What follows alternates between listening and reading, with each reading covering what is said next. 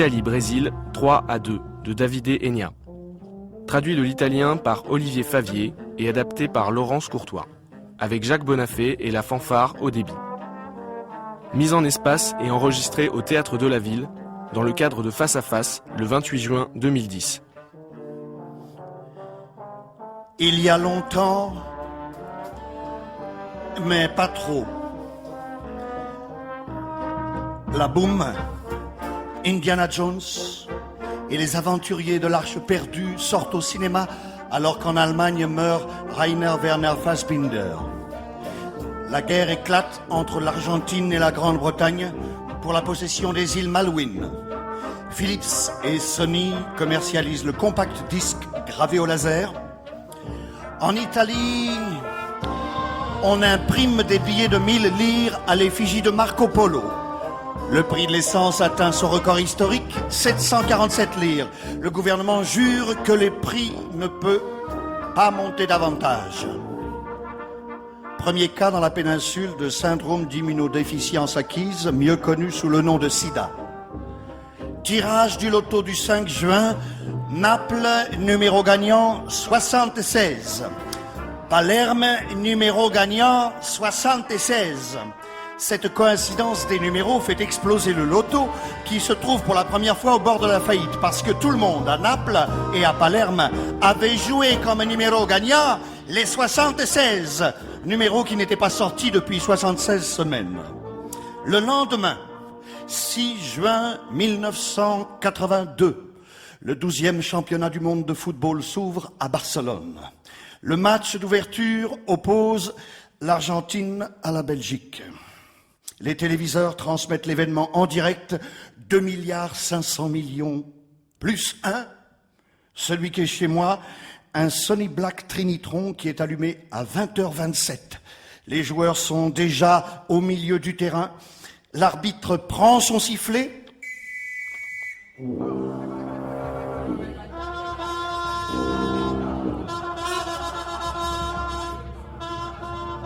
Le 5 juillet 1982, on joua Italie-Brésil. Le match des matchs, un événement qui catalysa sur lui une attention inédite. Fait unique dans toute l'histoire de l'Italie républicaine, on ne dénombra aucune plainte pour des actes criminels durant les 90 minutes du match et les 24 heures de fête qui s'ensuivirent. Tout le monde était en train de regarder le match Italie-Brésil parce qu'il n'y avait qu'un seul résultat utile pour l'Italie, la victoire. Même un match nul nous éliminerait du mondial. Quant à la défaite, l'Italie était parvenue à jouer ce match contre le Brésil après une première phase du mondial assez fade. Premier match, Italie-Pologne, 0-0. Deuxième match, Italie-Pérou, 1-1. Troisième match, Italie-Cameroun, 1-1. Parce qu'elle a marqué plus de buts que les Lions d'Afrique du Cameroun, l'Italie passe à la deuxième phase du championnat et rencontre dans sa poule l'Argentine, championne du monde en titre, et la super équipe favorite du Brésil. Le premier match oppose l'Italie à l'Argentine, championne du monde en titre. Mais on allait où comme ça? Qu'est-ce qu'on allait devenir? Chez moi, on a tous regardé le match complètement terrifiés, accrochés à nos sièges, prêts à nous faire massacrer. Mais l'Italie joue le match bien et gagne 2-1. Marco Tardelli et le superbe Antonio Cabrini marquaient les 2 buts. Alors, on a tous regardé le second match. L'Argentine, championne du monde en titre, face à la super équipe favorite du Brésil. Et pour ce match, on est les supporters inconditionnels de l'Argentine. Au pire, ils vont finir à égalité, match nul. Et finalement, tout se passe selon les prévisions les plus clémentes. Le Brésil sort vainqueur, 3-1. Un tout petit but que le Brésil a marqué en plus de nous. Un but qui nous condamne à un seul résultat possible, la victoire. Parce qu'avec un match nul, on sera jeté en dehors du mondial. Et nous, on devait jouer contre les Brésil. Durant les journées qui précédèrent le match, la presse les appela les Martiens, parce qu'on les voyait, ces joueurs, et c'était justifié, comme des extraterrestres tombés du ciel sur la terre pour apprendre à nous, simples mortels, comment il faut jouer du ballon. Et nous, on devait jouer contre le Brésil, contre le maillot vert et or qu'avaient porté des joueurs qui firent l'histoire et la légende de ce sport appelé football. Pelé, Didi, Vava, Riverino, Emmanuel Francisco dos Santos, Garrincha, l'ange bossu. Manuel Francisco dos Santos est né à Pau Grande, dans le Mato Grosso, une favela à 50 km de Rio. Pauvre, très pauvre. À 4 mois, le petit attrapa une méchante poliomyélite, foudroyante, mortelle, qui le garda entre la vie et la mort pendant 11 très longs mois. Puis la poliomyélite s'échappa, elle s'en alla par la fenêtre. Mais en laissant un petit souvenir, un corps tout maigre et une colonne vertébrale en forme de S, une jambe droite plus courte que la gauche de 6 cm, le gamin apprend pas à marcher, non, il apprend à boiter à 11 ans. Et c'est clopin qu'il s'en va faire ce que font tous les autres gamins au Brésil, jouer au ballon. Eh les gars, oh, je peux jouer moi aussi? Vous me faites jouer moi aussi? Va-t'en, tu ne peux pas jouer avec nous. Tu t'es regardé, tu es maigre, tu boites, tu es tout Garrincha. Retourne chez toi, allez, pars, Garrincha. C'est son frère qui lui dit ça. Boiteux, maigre, Garrincha en brésilien. Garrincha, c'est le nom d'un petit moineau. Mais ce gamin-là, boiteux, maigre, le Garrincha, il veut faire du football. Il s'entraîne tout seul contre un mur avec une balle de chiffon. Matin, après-midi, soir, nuit, il joue toujours et il grandit. Et chez les adultes, le désir de le garder dans une équipe grandit lui aussi parce que ce gamin-là, tordu, boiteux, maigre, quand on lui met une balle entre les pieds, c'est un phénomène. Il a une technique exceptionnelle comme on n'en a jamais vu dans tout le Brésil. En plus, il invente une feinte. Il pointe l'adversaire à gauche et avec sa jambe qui boite, il le dépasse en sautant par la droite. Mais comment fait-il ? Et à force de dépasser les adversaires, Garrincha finit par jouer dans le Botafogo, une équipe des premières divisions. Et là, dès le premier match, il devient l'idole des supporters qui le baptisent la joie des gens. La joie des gens. Parce qu'il leur fait oublier pendant 90 minutes toute la pauvreté qu'il y a là, au Brésil. Le Brésil. Dieu, samba, football. Oublié, Garrincha meurt le 20 janvier 1983, seul, pauvre, gros et alcoolique après avoir été frappé d'un collapsus sur un trottoir dans la rue.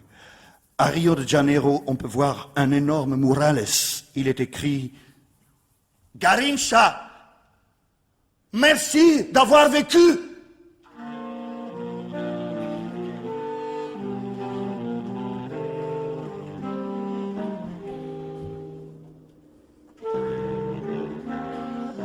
Et nous, on a joué contre le Brésil. Mais on allait où comme ça? Il y avait un climat de tension dans toute l'Italie. Imaginez un peu qu'à Palerme, il faisait 45 degrés, qu'on ne comprenait plus rien. Tout le monde venait à la maison pour regarder le match à la télévision. Les amis, la famille, et en effet, quand les joueurs entraient sur le terrain, se mettaient en place, chez moi, on adoptait aussitôt une autre formation, parallèle à celle des joueurs, mais tout aussi importante, celle de nous autres, les supporters. Au milieu du terrain de la pièce, dans son fauteuil, mon père, la jambe gauche croisée sur la jambe droite, les doigts qui tambourinent sur les bras du fauteuil. Mon père doit dire « Oh con !» selon un rythme totalement aléatoire. Assis à côté de mon père, il y a mon oncle Pépé, son frère. Maillot blanc, pantalon de couleur claire, chaussettes vertes, les mêmes vêtements pour tous les matchs où joue l'Italie. Et surtout, jamais lavés. Parce que sinon la chance, elle reste dans la machine. Assis à côté de mon oncle, il y a Zina, ma mère, par terre, les jambes croisées, mon frère qui s'appelle Giuseppe et qui a 6 ans. Debout contre le montant de la porte, Bruno Curcuru qui fume des nationalis sans filtre l'une après l'autre. Mais Bruno n'aime pas du tout les nationalis sans filtre. Mais simplement, quand Bruno Conti a marqué le premier but de l'Italie contre le Pérou, il était en train de fumer une saloperie des nationalis sans filtre. Alors depuis, il reste debout contre le montant de la porte à griller de nationales sans filtre l'une après l'autre. À la cuisine, il y a Cettina Matassa qui met du café dans la machine à café qu'elle portera Vincenzo Filippone. Parce que lorsque Bruno Conti a marqué contre le Pérou le premier but de l'Italie au championnat du monde, Vincenzo Filippone buvait dans cette tasse un café préparé par les saintes mains de Cettina Matassa.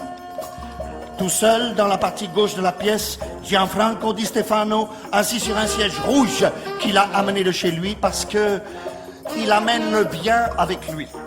Il vérifie l'heure névrotiquement à l'horloge pour savoir combien il manque de minutes encore. Les petits, plus que 4 minutes. 3 minutes et demie. 2 minutes, plus que 2 minutes. Les petits, encore 30 secondes et le match il commence.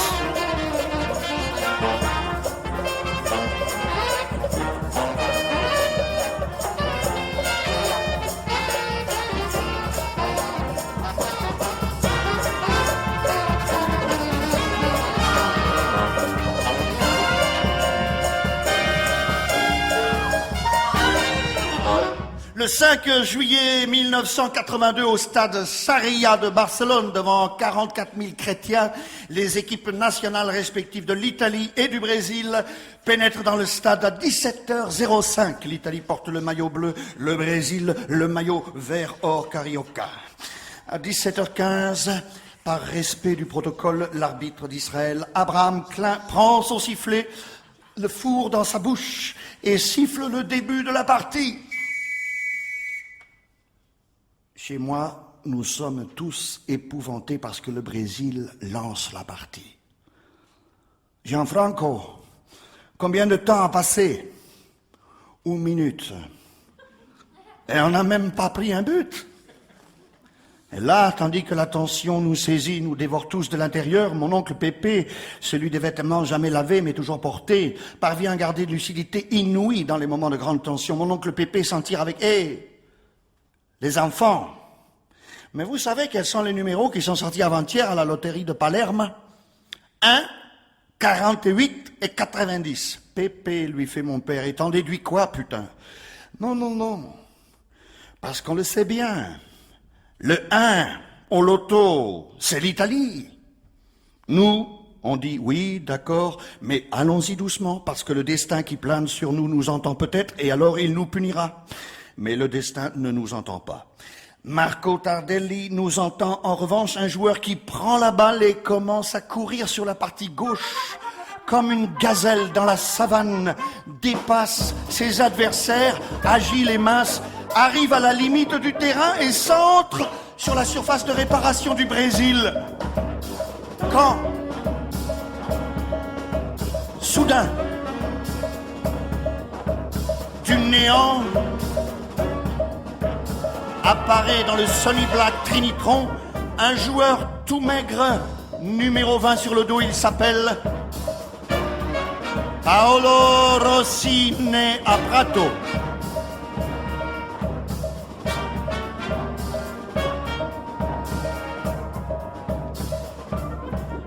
Dès qu'il apparaît, nous nous demandons tous à la maison, mais qui c'est celui-là? Mais d'où qu'il sort, putain? Mais ce qui est le plus important, c'est que ce joueur, Paolo Rossi, il n'a rien à faire parce que la balle tirée par Marco Tardelli va se jeter sur lui et partira mathématiquement vers les cages du gardien du Brésil pour marquer immanquablement un but comme un éclat violent et meurtrier. Paolo, attention, ne bouge bouge pas, là, immobile.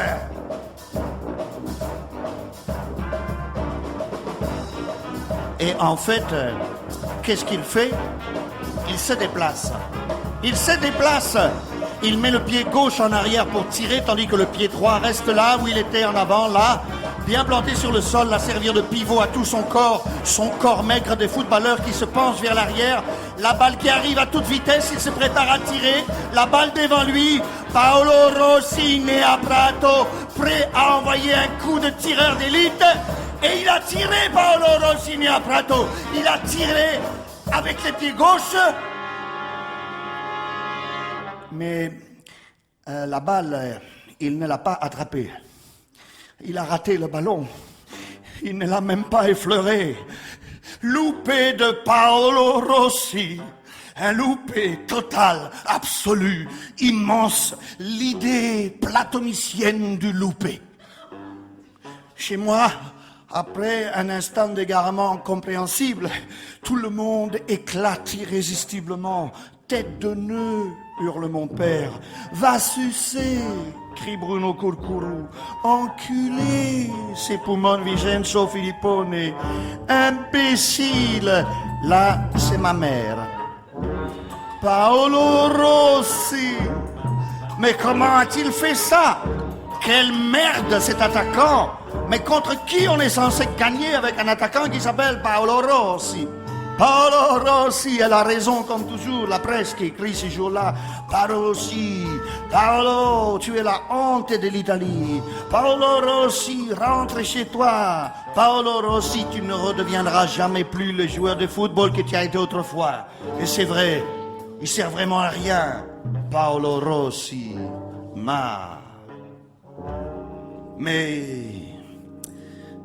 ce qui nous fait le plus flipper, c'est de voir que le Brésil prend la balle et se lance vers notre moitié de terrain. Cette balle, c'est le vaillant Toninho Cerezo qui l'a entre ses pieds brésiliens. Il saute un joueur italien et un autre, et un autre, et un autre, et il pointe directement vers nos cages. Car pour qui ne le saurait pas, les cages sont gardées par un chrétien qui s'appelle gardien. Celui de l'Italie s'appelle Dino Zoff, âge 40 ans. Un gardien de 40 ans. Bruno Curcuru prend le montant de la porte et est sur le point d'y mettre un coup de tête, mais rien n'y fait. Personne n'enlève la balle à Toninho Cerezo et le gladiateur saute encore un autre joueur. Il feinte d'un côté, s'enfile de l'autre, il se glisse rapide, il pénètre dans la surface de réparation de l'Italie, voit le quadragénaire et il déclenche un tir d'une puissance démesurée qui vole vers les cages défendues par Dino Zoff, 40 ans, qui ne le voit même pas partir. Mais à ce moment-là apparaît miraculeusement un joueur tout de bleu vêtu qui semble un ange tombé du ciel. Il s'appelle Gaetano Cirea. Il encaisse la balle et l'envoie dans les airs, si haut qu'on ne la voit plus, la balle. Tous les joueurs se rassemblent, mais où a-t-elle fini, la balle ? Et ensuite, on voit une chose toute petite qui descend toujours plus rapide et plus lourde, et c'est le ballon. Et tous les joueurs se déplacent, personne ne veut se la prendre, cette balle. Une décharge comme ça, une tête s'en souvient pendant toute sa vie. Mais la balle, il faut bien la prendre, et le seul joueur qui a le sacrifice inscrit dans les cordes de son âme décide alors de se sacrifier pour la patrie. Ciccio Graziani, dit le généreux Ciccio Graziani. Et qui dit, mes petits, pas de problème, je m'en occupe. Et il bondit dans les airs et il se prend la décharge en pleine tête et il s'évanouit et nous le laissons évanoui pendant tout le premier temps. Mais la balle, frappée par le crâne généreux de Ciccio Graziani, vole vers Gaetano Cirea. Dès qu'il voit la balle arriver vers lui et vers tous les joueurs du Brésil qui l'entourent avec leurs guiboles en goguette et les yeux injectés de sang, Gaetano Cirea fait mais elle est pour moi, mais je n'en veux pas moi du ballon. Et depuis le milieu du terrain, on entend le cri du joueur le plus petit du monde, Bruno Conti. Bruno Conti. Donnez-moi la balle et je m'en occupe. Cirea n'ose pas y croire et il lance la balle à toute vitesse. Et Bruno Conti stoppe la balle et dribble avec agilité un adversaire à un autre. Il allonge le pas félinement. Il rit, Bruno Conti. Il rit et le terrain s'aplanit devant lui, nu devant lui. Rien qu'une interminable étendue de terrain vierge à labourer. Et il arrive à la limite de la surface de réparation. Il arme son tir quand... Depuis la surface des réparations, on entend les cris du quadragénaire Dinosov. Et il nous crie, Bruno, mais tu ne tires pas, putain, je suis là, tu t'es trompé de côté. Bruno Conti s'arrête, il regarde autour de lui, mais c'est vrai. Oh, excusez-moi, capitaine. Il se tourne et puis il commence à courir vers l'autre côté. Mais il ne rit plus. Il frappe la balle distraitement, comme s'il disait adieu à quelqu'un dont il n'avait rien à foutre. Et pour sauver sa peau d'une mort certaine en touche, voilà que surgit en une magnifique glissade Antonio Cabrini, le très beau Antonio Cabrini qui arrête le ballon là, encore à sa cheville, la balle tourne autour du pied gauche d'Antonio Cabrini, elle le frôle et se met à tourner à toute vitesse, hein. On dirait une litanie continuelle. Ne me laisse pas, Antonio Cabrini, je veux rester toujours avec toi, prends-moi, fais-moi tienne, dégonfle-moi, laisse-moi tomber à tes pieds. Antonio, qu'est-ce que tu fabriques? Dépêche-toi, il n'y a pas que ça à faire et il faut qu'on gagne. Si on fait match nul, on nous fiche dehors du mondial. Tu l'as oublié ou quoi? Ah, réfléchit Antonio Cabrini. Et il se tourne, il inspire, et il gonfle son torse velu. Il commence une longue course de gazelle le long du terrain. Il passe les Brésiliens comme on écarte les problèmes. Et il arrive à la limite du terrain et il envoie un terrible centre dans la surface des réparations du Brésil. Et sur la surface de réparation du Brésil, malheureusement, il y a seulement des joueurs brésiliens. Et là, il nous faut un signe de Dieu ou de la terre parce que nous sommes en train de perdre le match. En voilà un. Bruno Curcuru saisit l'embrasure de la porte, il va mettre un coup de tête quand... Soudain, de nulle part...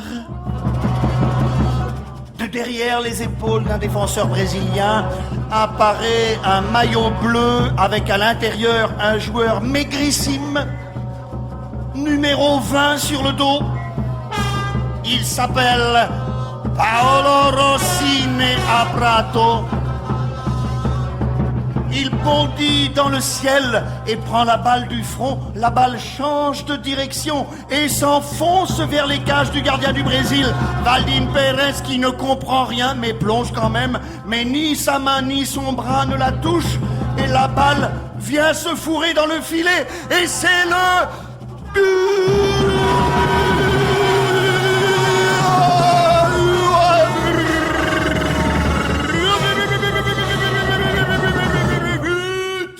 Italie, Brésil, 1-0.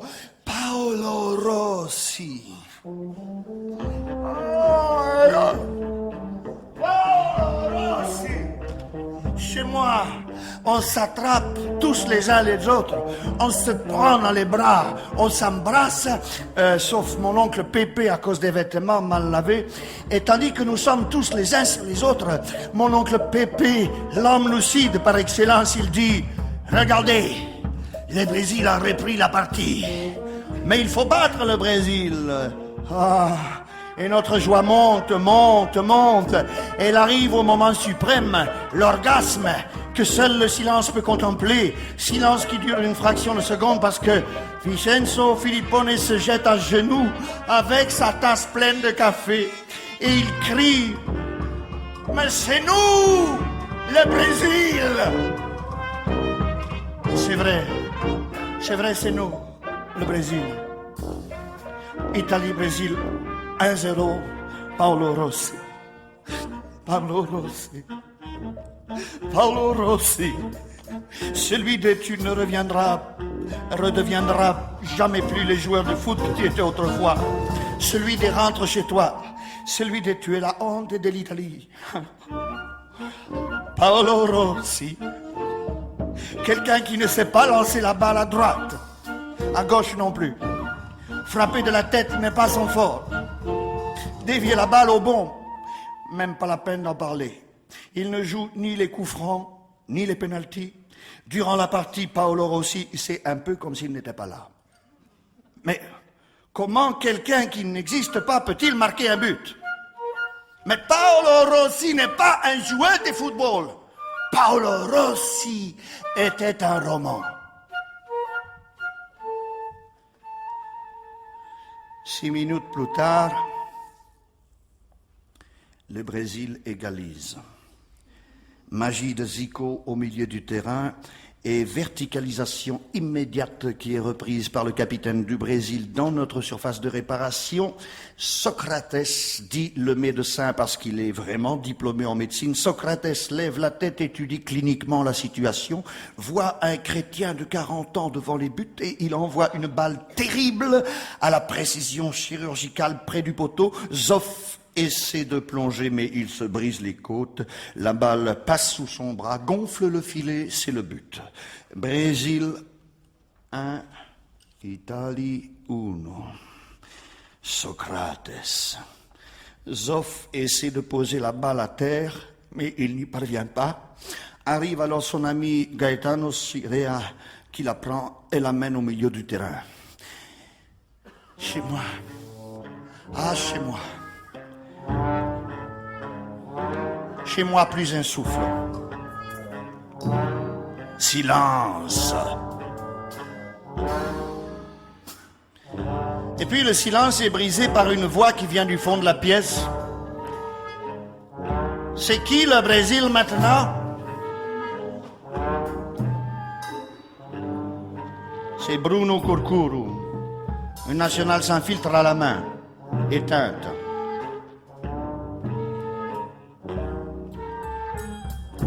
Combien il reste jusqu'à la mi-temps? Trop. Merci. Ces joueurs du Brésil, ils ont un sentiment de supériorité inné dans tout ce qu'ils font.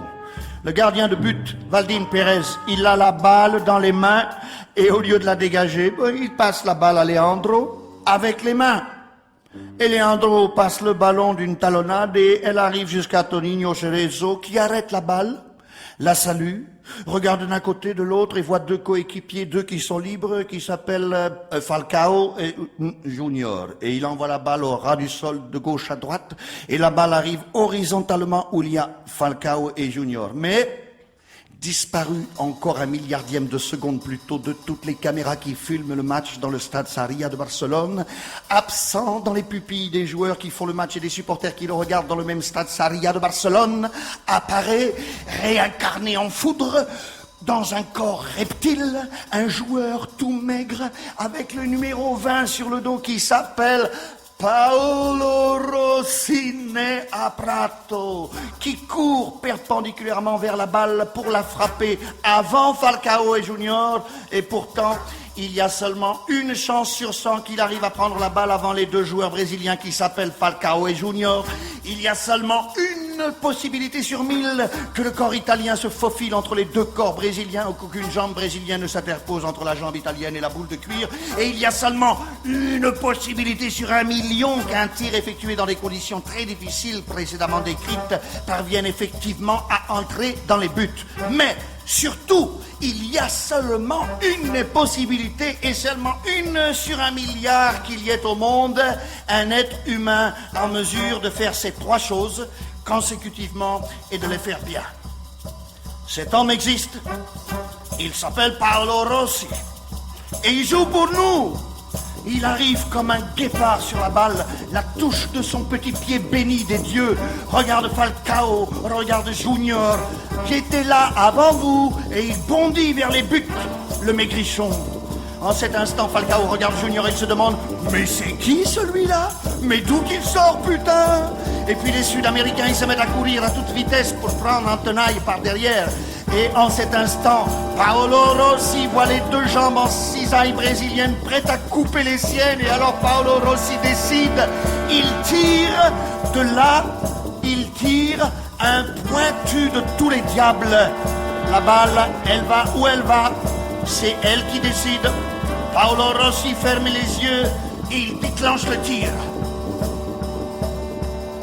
Le tir dit de pointe est ce coup particulier exécuté avec la pointe de la chaussure. De tous les diables, c'est-à-dire avec une rage volontaire, obstinée, décidée à atteindre son objectif à tout prix. Paolo Rossi ferme les yeux et il déclenche le tir. À ce moment-là, le gardien du Brésil, Valdir Pérez, voit ce squelette dans un maillot bleu qui court vers lui et il se demande « Mais c'est qui celui-là? Mais d'où il sort, putain ?» Et il court rapidement pour occuper avec son corps le plus d'espace possible, mais Paolo Rossi, né à Prato, déclenche un tir qui ressemble à un vautour qui vole vers les cages du gardien brésilien Valdir Pérez, qui plonge, mais la balle descend comme un rapace et elle passe entre les bras du gardien du Brésil et elle observe le filet vide, elle en tombe amoureuse et elle déboule vers l'aimé, elle rit. Valdir Pérez en plongée. Paolo Rossi suspendu dans les airs. La balle qui vole et s'enfonce dans le filet et marque un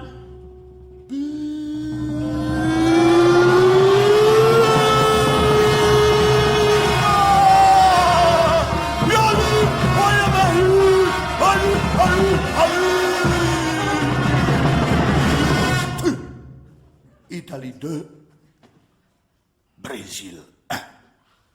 Paolo Rossi.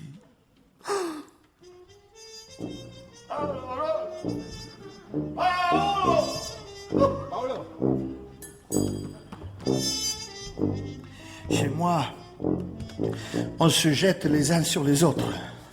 Et on se prend dans les bras, on s'embrasse, sauf mon oncle Pépé à cause des vêtements mal lavés. Et tandis que nous consommons notre orgie bachique et dionysiaque devant l'écran des télévisions, mon oncle Pépé, l'homme lucide par excellence, il nous surprend tous en disant « Les petits, les numéros du loto, les 1, l'Italie, 48, le mort qui parle, Paolo Rossi ». Un grondement traverse la maison, un mort qui parle, c'est un nouveau Lazare ressuscité qui veut nous emmener tout droit au paradis, ou à la finale, ce qui est plus ou moins la même chose, nous allons leur briser les reins au Brésil, nous sommes trop forts. Vincenzo Filippone se jette à genoux. C'est nous, le Brésil! Quand l'arbitre d'Israël, Abraham Klein, siffle la fin de la première mi-temps, nous nous levons tous parce que nos vessies de supporters sont pleines à ras-bord. Et nous courons vers les seules toilettes qu'il y a dans la maison. Sauf que c'est ma mère qui rentre en premier et que les femmes, pour certaines choses, elles sont lentes. Lentes! Ce qui fait qu'à la sortie des toilettes se forme une queue de supporters où on parle de tout sauf du match. Ensuite, c'est le tour de Giuseppe, mon frère, qui a 6 ans, il sort avec une question. « Excusez-moi, mais pourquoi c'est aussi important que ça de gagner un match de football ?» Alors mon père, il devient tout pâle. « Mamma mia, mais j'ai donc tout raté avec cet enfant !» Et Vincenzo Filippone dit « Mais comment que c'est important de gagner un match de foot ? Il y a même une équipe qui a été assassinée parce qu'elle avait gagné un match de football. » Les rires retombent, le silence se répand. Sueur froide dans le dos. Mais qu'est-ce que tu dis là, Michel? Raconte-nous cette histoire. Silence. Et il nous raconte cette équipe. Une grande équipe. La Dynamo de Kiev. 8 des 11 joueurs de l'équipe nationale du pays, l'Ukraine, venaient de cette équipe-là. Le capitaine était toujours le même, le gardien Nikolai Trusevic. Elle s'imposait dans toute l'Europe comme la plus grande équipe de foot de tous les temps. Qu'est-ce qui pouvait empêcher cette grande équipe de dominer durant 5 ans au moins, non seulement l'Ukraine tout entière, mais aussi le reste de l'Europe? La Seconde Guerre mondiale. Elle éclate, la Seconde Guerre mondiale. L'Ukraine est envahie par l'Allemagne nazie. Le sport est complètement interdit. Tous les footballeurs sont licenciés sur le champ. L'équipe de football est démantelée. Et comment font-ils maintenant pour ramener du pain à la maison sans travail? Mais Nikolai Trusevic est un gars qui a de la chance. Son cousin est boulanger et il a sa boutique, une boulangerie. Trusevic parle avec lui. Ils m'ont licencié, cousin. Je n'ai plus que mes pieds pour marcher, mais c'est comme ça, je peux venir travailler avec toi. Oh, Nikolai, bien sûr. Là où il y a à manger pour un, il y a aussi pour deux. Allez, viens demain. Un jour, vers la fin du printemps, le général-major de l'armée nazie met un pied sur le seuil de cette boutique. C'est Eberhard. Vous me donnez 4 baguettes. Trusevitch les tend, Eberhard les prend et les paye, puis il s'arrête, il se retourne. Nicolas Trusevitch ne bouge pas, une statue. Mais tu n'es pas Trusevitch, dit le général-major de l'armée nazie, un gardien de la Dynamo, et celui qui livre le pain, ce n'est pas Goncharenko, l'attaquant. Mais comment se fait-il que... Comment, monsieur le général, vous nous avez envahis et nous, on fait comme on peut.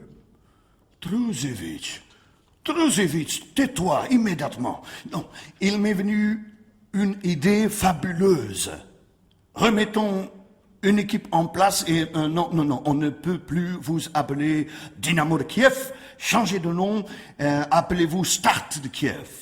Un très bon mot comme nom, un Start de Kiev. Start égale départ de la nouvelle ère nationale-socialiste.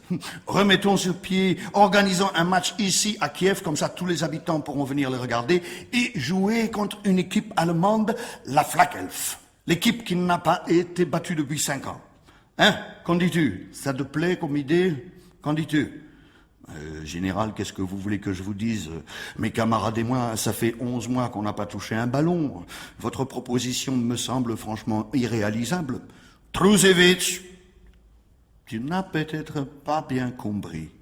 Ce n'est pas une proposition, c'est un ordre. Et le match est organisé le 6 août dans le stade de l'ex-Dynamo et désormais Start de Kiev. Stade où toutes les places sont occupées.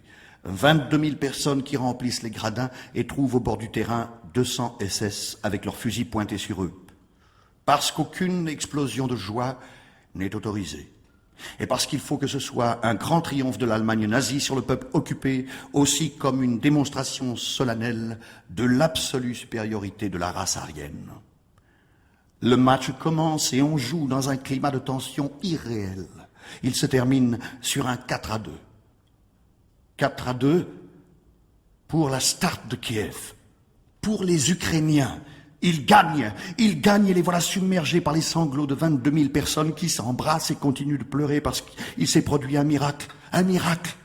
Parce que cette victoire sur le terrain de sport est plus qu'une victoire sur un champ de bataille lointain. Cette victoire est ici, elle est devant leurs yeux, elle est. De cela, le général-major de l'armée nazie, Eberhard, s'en rend aussitôt compte et il entre dans les vestiaires. Bravo, vraiment.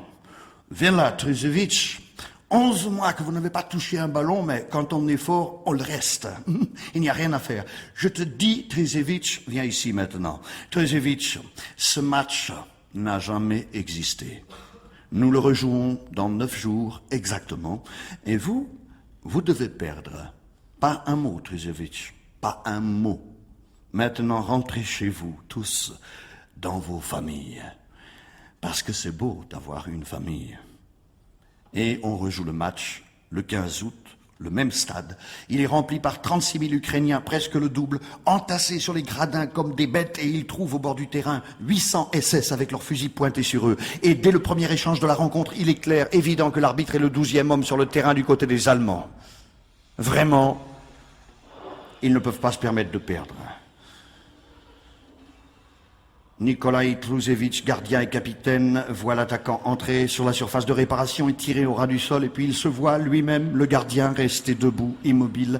La balle franchit la ligne des buts, le filet se gonfle, et il sent un froid glacial s'abattre sur les os de 36 000 personnes, en un seul instant.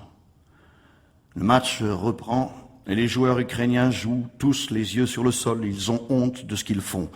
Et c'est dans un instant, un seul instant, la même action, un triangle que le même attaquant démarque, qui tire cette fois au croisement des poteaux, but, non. Au dernier moment, in extremis, Nikolai Trusevitch bouge Et il vole. On l'appelait le héron parce qu'il volait léger. Quiconque l'a vu jouer dit de lui que c'était un soupir. Il part la balle, Trusevic, il la part. Il la serre entre ses mains gantées. Il lève la tête, il regarde ses camarades. Et mes petits, mais on le joue ce match. On veut le jouer, ce match. Allez, on le joue. Et il la renvoie. Et dans cette même action, Goncharenko égalise 1-1. Et on raconte que lorsque Goncharenko, driblant 4 joueurs adverses, dribla jusqu'au gardien et entra avec la balle dans les filets, amenant le score à 2-1 pour la start. Le but qui les ramène en tête. On raconte que Goncharenko explosa en larmes. Ce n'était pas un miracle. Quelque chose de plus. C'était une possibilité. C'était déjà la résistance. Mais cette fois, les joueurs ne peuvent pas abandonner le terrain.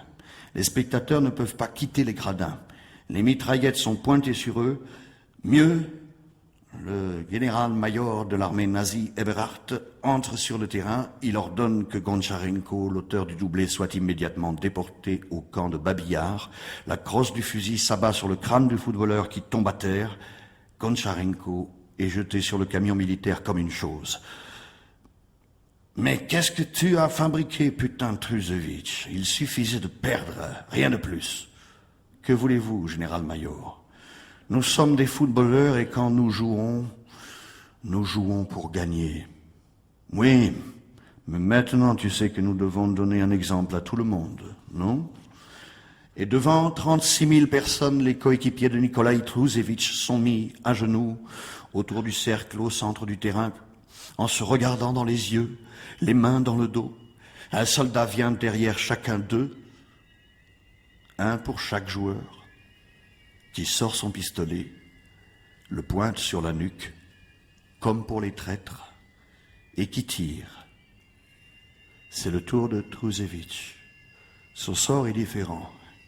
Lui, il peut voir la mort, en face. Il est placé sur la ligne des buts et le tireur est là, sur le petit disque de la surface de réparation. Le tireur le vise et il tire. Nikolaï Trusevic tombe et meurt. Quiconque était dans le stade raconte pourtant que l'instinct du gardien, même en cet instant, fut plus fort que tout chez Nikolaï Trusevic. Et cet unique projectile qui le tua, Nikolaï Trusevic le para avec le cœur.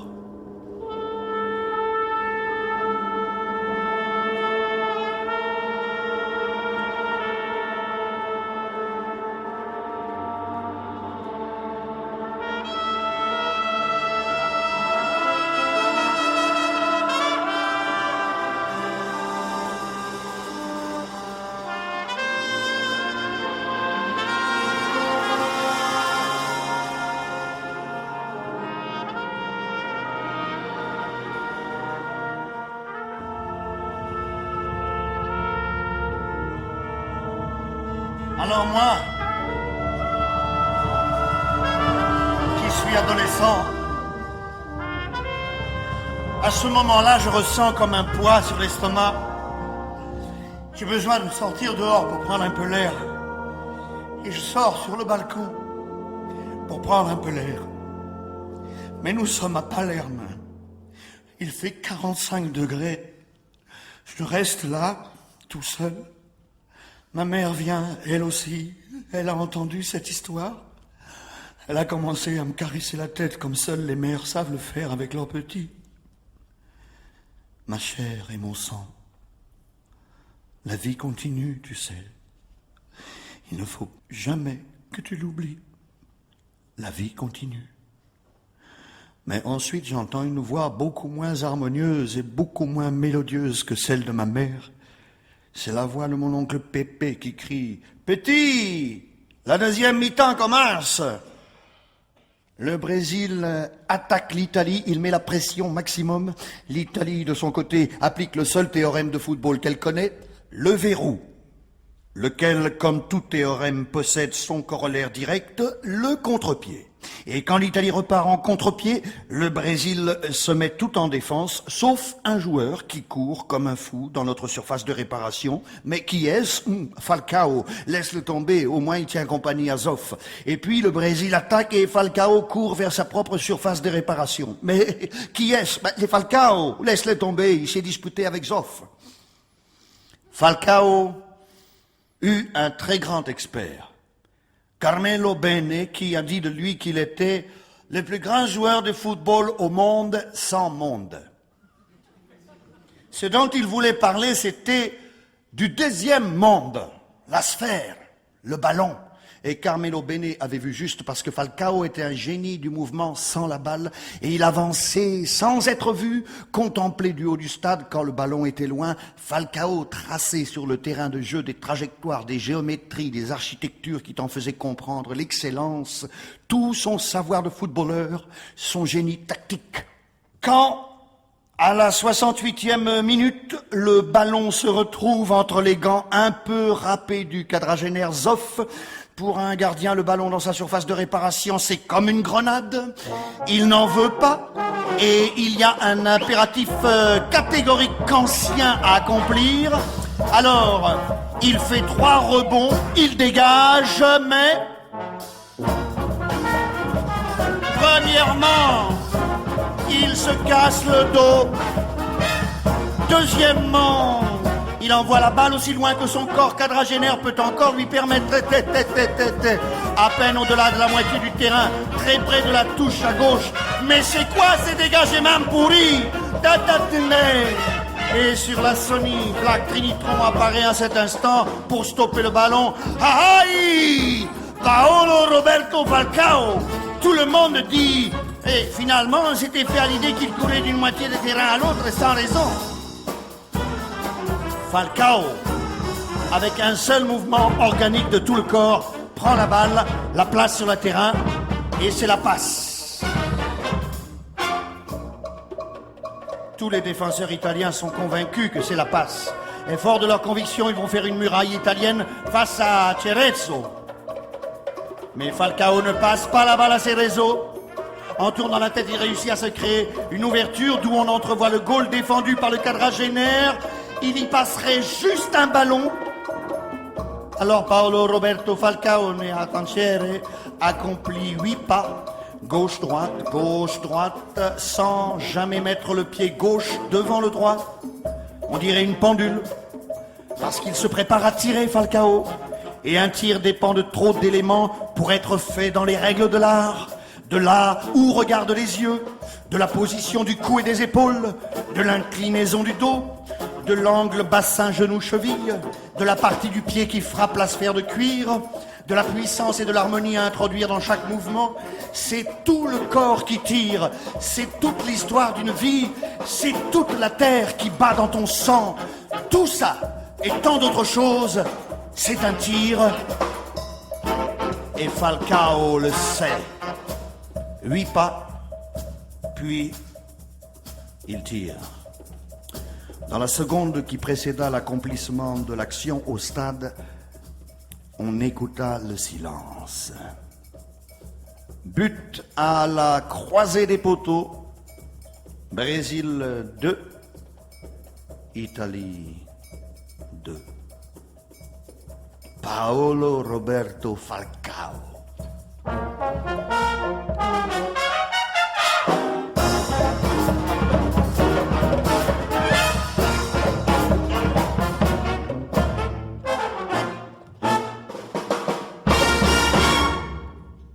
Des funérailles dégagent un air sûrement plus joyeux de celui qu'on respire chez moi. Catatonie. Pas un souffle. Silence. Il reste combien de temps, Gianfranco? Pas grand-chose. Putain, t'as toujours des bonnes nouvelles, hein? Et nous souffrons. Nous souffrons. Maman, qu'est-ce que nous souffrons? Bon, moi je m'en vais, hein. Je change de chaîne. Ah, moi j'y ai jamais cru. Moi non plus. Dégoûté. On fait pas le poids. Et puis, à la 74e minute, Le gardien du Brésil, Valdir Pérez, que Dieu lui donne la gloire éternelle, trébuche tout seul et la balle sort en corner. Le tout premier corner pour l'Italie en 74 minutes de partie. Mais où est-ce qu'on va? Pour frapper ce corner, il y a le joueur le plus petit du monde, Bruno Conti, qui ne sert à rien au milieu de la surface de réparation. Et c'est alors que Bruno Courcourou se détache du montant de la porte et court à toute vitesse dans la pièce et s'agenouille devant le Sony Black Trinitron. Il offre une nationale et sans filtre à l'image pieuse de Paolo Rossi. Et nous autres, nous voyons l'image pieuse de Paolo Rossi tout entourée de fumée. Nous ne comprenons pas bien si c'est un ange du paradis ou un diable de l'enfer. On ne comprend rien, mais on voit Bruno Conti, le joueur le plus petit du monde, qui prend la balle, la met là où on doit tirer le corner, vers le fanion. Il lève la tête et il dit « Moi-même, personnellement, tel que vous me voyez, j'ai mon contre-fou. Je tire un pointu de tous les diables et la balle, elle va où elle veut. » Et les joueurs italiens bondissent, et aussi ceux du Brésil pour prendre la balle tirée par Bruno Conti. Oscar, le plus grand joueur du Brésil, s'élève, prend la balle de la tête et l'envoie en dehors de la surface de réparation du Brésil. En cet instant, la balle arrive entre les pieds d'un joueur italien qui s'appelle Marco Tardelli, qui saisit la balle au vol du pied gauche en déclenchant un tir d'une énorme et terrible puissance au point que la balle est toute déformée par la puissance de ce tir. Mais le tir de Marco Tardelli est aussi fort qu'imprécis et la balle est sur le point de sortir en touche et personne ne veut la prendre, la balle, parce que si tu la prends, cette balle, elle t'arrache la tête. Les joueurs brésiliens se jettent à terre et aussi les Italiens, mais la balle est sur le point de sortir quand le seul joueur dont le sacrifice est inscrit dans les cordes de son âme décide de se sacrifier pour la patrie.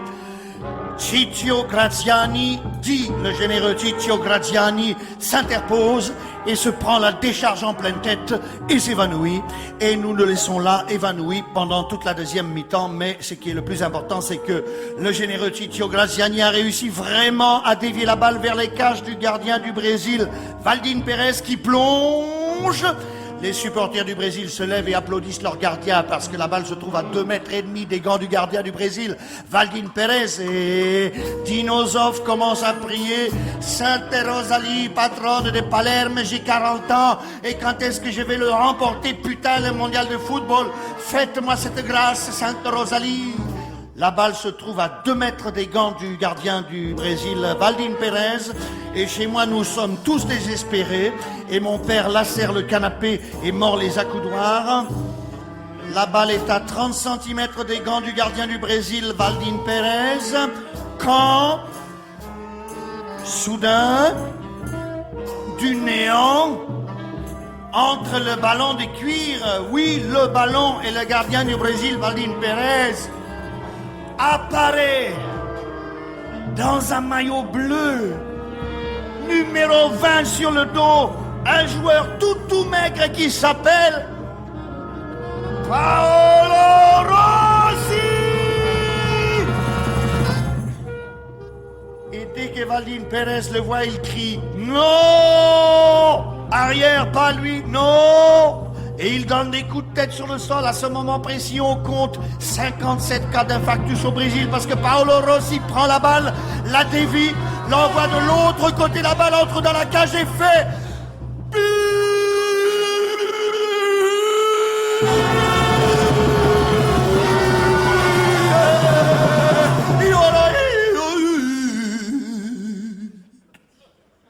Italie 3.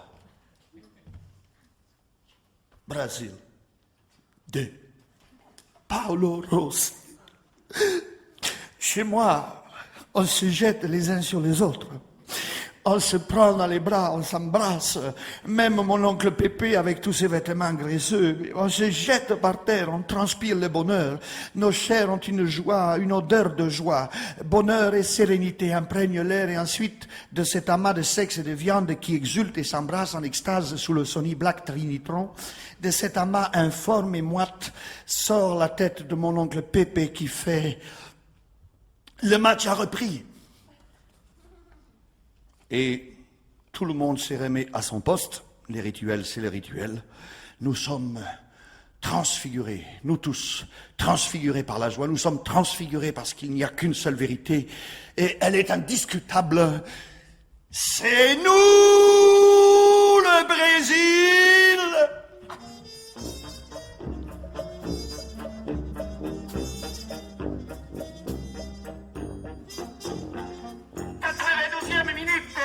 La balle est au Brésil qui passe à Zico centre et la balle est sur le panneau de joueur de Radio Anthony Ferrejo. Le but est assuré parce que les Brésiliens se chauffent là, il est raté jamais.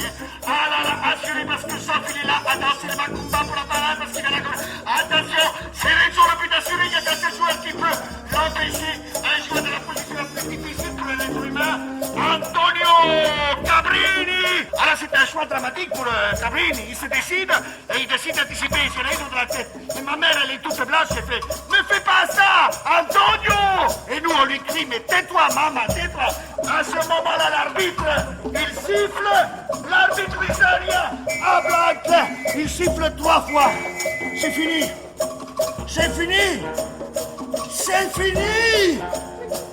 On a gagné. On a battu le Brésil. Chez moi, tout le monde y pleure. Bruno Curcuru avec Vincenzo Vippone l'un accroché à l'autre. Mon oncle Pepe sur ses vêtements mal lavés. Ma mère sur l'épaule de mon père. Pauvre Antonio Cabrini. Mais non, ça va passer, répond mon père. Et mon frère et moi, non, on pleure pas. On n'est pas des filles. Mon frère Giuseppe qui a 6 ans et moi, on prend la balle et puis nous allons jouer. Moi, je suis Rossi. Non, c'est moi, Rossi. Non, c'est moi. Moi, je suis Rossi et toi, t'es Zoff. Ah, d'accord. Et puis nous sortons au milieu de la rue avec le drapeau que m'a fait ma mère. Nous sortons tous et nous nous mettons dans le défilé avec la Cinquecento bleue dans les rues de Palerme.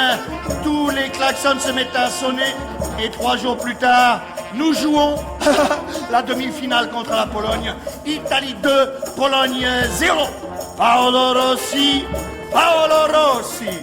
Et après 3 autres jours au stade Santiago Bernabéu de Madrid, devant 90 000 spectateurs plus 1, les présidents partisans Sandro Pertini, l'Italie joue la grande finale contre l'Allemagne de l'Ouest.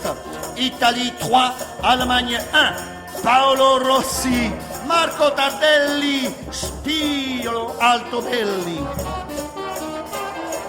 Et puis, Breitner marque pour l'Allemagne et quand l'arbitre, le Brésilien Coelho, siffle 3 fois la fin du mondial, il y a 3 mots qui sont répétés 3 fois parce que quotrinum est perfectum.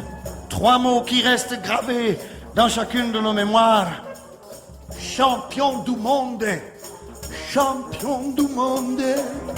Champion du monde. Yeah, yeah, yeah, yeah, yeah. You know,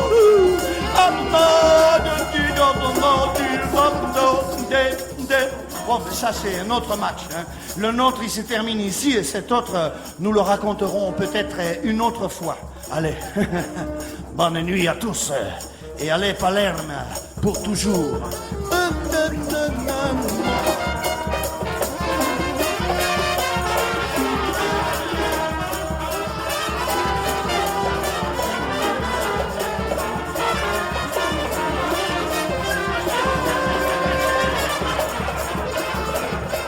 C'était Italie-Brésil, 3-2, de Davide Enia.